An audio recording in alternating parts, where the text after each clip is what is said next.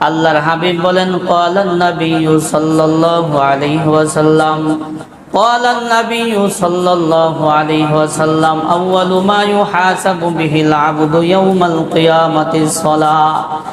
নবী আরবি মুহাম্মদুর রাসূলুল্লাহ সাল্লাল্লাহু আলাইহি ওয়াসাল্লাম বলেন, কাল কিয়ামতের দিন বান্দার আমল সমূহের মধ্যে যেই বিষয়টা জিজ্ঞাসিত হতে হবে সেটা কি? নামাজ। সেটা কি? নামাজ।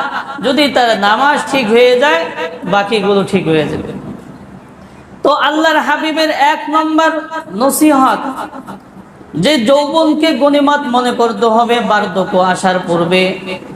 আল্লাহর হাবিব মুহাম্মদুর রাসূলুল্লাহ সাল্লাল্লাহু আলাইহি ওয়াসাল্লাম বলেন, যেদিন হাসরের ময়দান কায়েম হয়ে যাবে ওই দিন আল্লাহ পাকের আরশের ছায়া ব্যতীত আর কোনো ছায়া থাকবে না।